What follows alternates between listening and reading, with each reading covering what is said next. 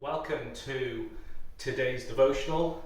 I'm actually up in the top of my attic. We're getting a loft conversion done.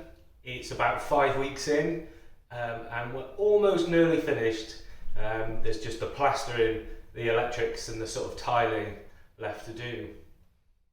But the thing that holds this loft up is three large steel beams. There's one all the way by the window on my right, there's one all the way by the windows on my left, and there's one just above my head.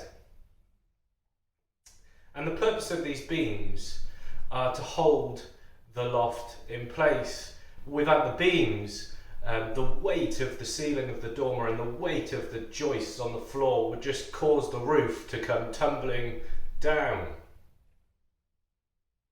And it got me thinking about foundations. Okay, there's no foundations in this loft, but in buildings in general, to support the building, to make sure that the building doesn't crumble, we need foundations.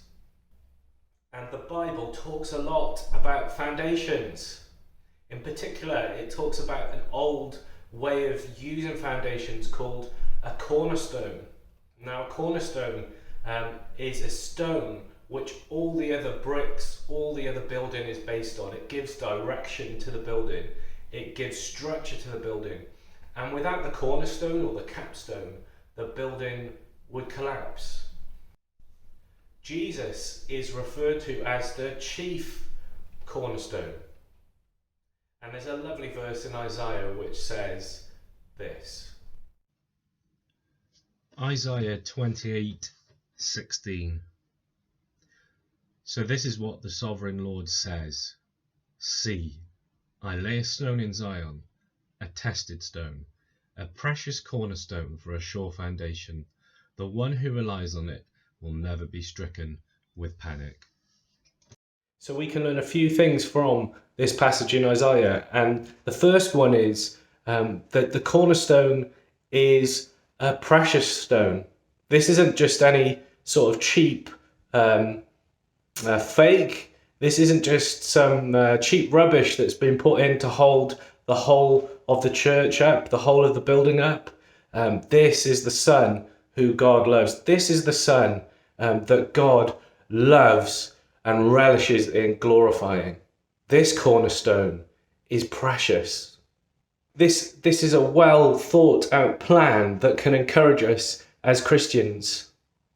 God doesn't just leave his church behind. No, he puts in charge the most precious of things to him, his only Son. The second thing we can learn is that it's a tested stone. It's a tested stone. You can rely on this stone because it's been tested and gone through trials. I think in this country we have to have British standards, don't we, where things have to meet the certain quality, things have to meet the standard, or they have to be made again, or they're chucked away.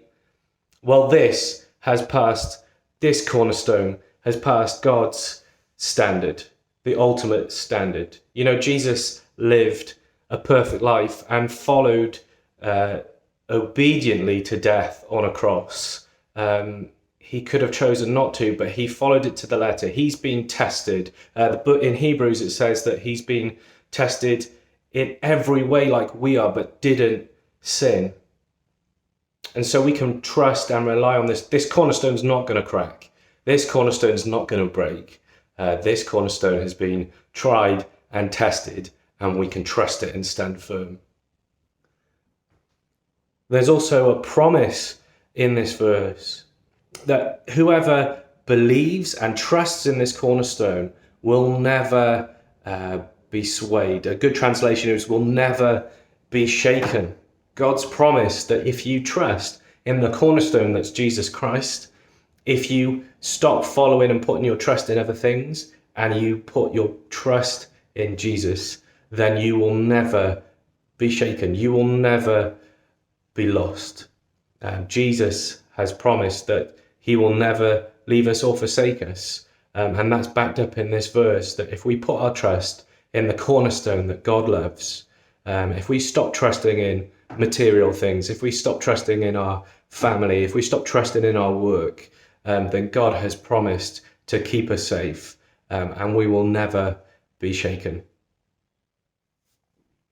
Maybe your faith is being rocked at the moment through this pandemic. You know, it's been really tough for people not being able to get to church and meet together. And maybe we put our trust too much in each other.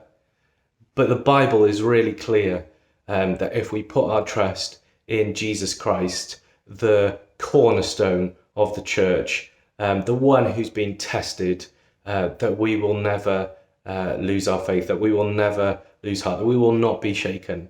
So take encouragement today if you're feeling down or you're feeling low in the faith, to put your trust in Jesus Christ and put your trust in the promise in Isaiah.